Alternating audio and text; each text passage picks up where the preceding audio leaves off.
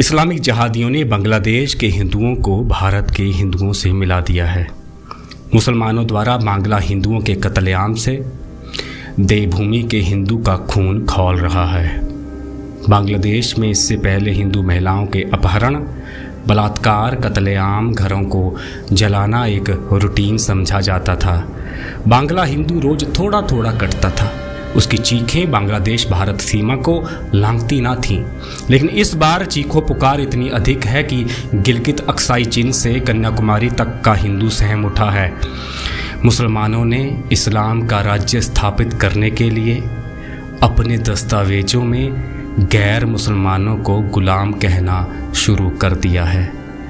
लड़कियों को उठाना, 150-200 लोगों का एक एक हिंदू लड़की से बलात्कार करना वहाँ अभी भी रुका नहीं है।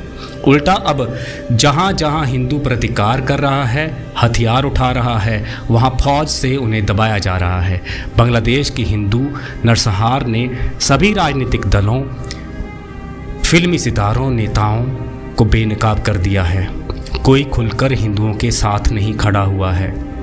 देवभूमि हिमाचल में भी कोई बड़ी प्रतिक्रिया नहीं हुई है, मानो हिंदुओं का नरसंहार उनके लिए कोई मायने नहीं रखता।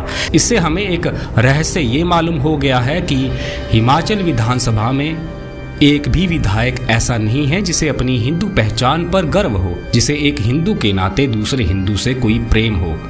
हिमाचल का हिंदू नेताओं के लिए वोट बैंक से अधिक नहीं है। जो समस्या आज बांग्लादेश देख रहा है, उसके शुरुआती संकेत तो देवभूमि में वर्षों से दिखाई दे रहे हैं।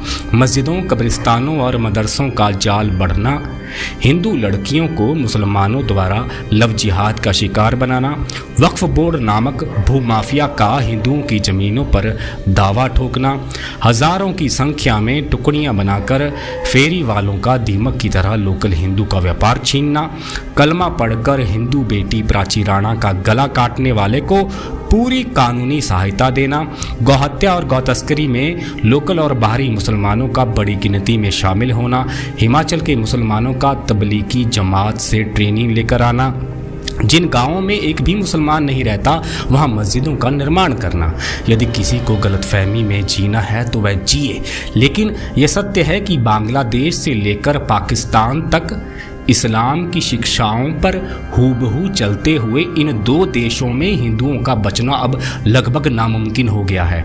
एक लाइन में खड़े करके तुरंत ना सही, धीरे धीरे 22% से 7% तक पहुंची बांग्लादेशी हिंदुओं की जनसंख्या अगले कुछ सालों में 2-3% तक सिमट जाएगी और फिर एक दिन आखिरी हिंदू किसी तरह जान बचाकर भारत में शरण लेगा, जैसे अफगानिस्तान से ये सिख भाई भागे थे। अफगानिस्तान अखंड भारत बन चुका है, अब बांग्लादेश और पाकिस्तान की बारी है। भारत में अभी तक मोदी सरकार ने जनगणना नहीं करवाई है। सुक्खू ने तो कहा था कि हिमाचल की 97% हिंदू आबादी। मुझे नहीं लगता कि राज्य के मुख्यमंत्री को जमीनी हकीकत पता होगी। यदि 97% होता तो आर्थिक संसाधनों पर भी इतनी ही हिस्सेदारी होती, जबकि हम हर जगह उत्तर प्रदेश से आए मुस्लिम फेरी वालों को गांव-गांव घूमते देख रहे हैं। पूरा नेशनल हाईवे मुसलमानों से भरा रहता है। फिर किस हिसाब से हिमाचल में 97% हिंदू बचे हैं? भारत पर इस्लाम अभी तक पूरी तरह से काबिज नहीं हो पाया है। हिंदुओं ने आज़ादी से पहले भी बहुत कुछ खोया है। 47 में अपना अंग काट कर मुसलमानों को भेंट कर दिया। मुसलमानों ने बांग्लादेश भी ले लिया, पाकिस्तान भी ले लिया और भारत में भी टिके रहे। यहाँ वक्फ बोर्ड जैसी शरिया संस्था बनाकर जमीनों को भी हड़प लिया। बांग्लादेश और पाकिस्तान में बचे हिंदुओं का हाल आप देख रहे हैं। इसलिए भारत में इस्लाम पर नकेल कसना अत्यंत आवश्यक हो गया है। 1947 के बाद से ही वक्फ के नाम पर ली गई संपत्ति का मामला एक बड़ा भू घोटाला साबित हो रहा है। वक्फ बोर्ड ने मानव जाति का अब तक का सबसे बड़ा जमीन घोटाला किया है। इसलिए वक्फ एक्ट पर केंद्र सरकार संशोधन लेकर आ रही है। वो कितना सटीक होगा यह समय ही बताएगा। बात कोरी और साफ साफ है, हजारों की गिनती में हिंदू बांग्ला भारत बॉर्डर पर टिका हुआ है। भारत सरकार को अब सीधे बांग्लादेश में घुसना होगा। उनके एक भूभाग पर स्थान बनाकर हिंदुओं के कैंप निर्मित करने होंगे। बांग्लादेश का एक भी हिंदू अब भय में न जिए। जैसा कि अब बुद्धिजीवी सुझाव दे रहे हैं कि बांग्लादेश का एक हिस्सा काटकर हिंदू देश बनाने की ओर बढ़ना चाहिए। वहां के हिंदुओं को इस्लामिक बर्बरता से बचाने के लिए मुसलमानों से अलग देश लेना ही पड़ेगा। इसके अलावा अब कोई और चारा नहीं बचता। हमारे भारत में पहले से 4-5 करोड़ बांग्लादेशी घुसपैठ कर चुके हैं। ऐसे में बांग्लादेश के हिंदुओं को बांग्लादेश के भीतर ही ताकत देनी होगी। यदि उस देश में धर्म के नाम पर हिंदुओं का कत्लेआम हो रहा है तो इसे सीधे सीधे इस्लाम का हिंदुओं पर हमला माना जाए। ये हमले और ऐसे अत्याचार पिछले 1000 साल से दुनिया भर में इस्लाम के प्रसार में सहायक सिद्ध हुए हैं।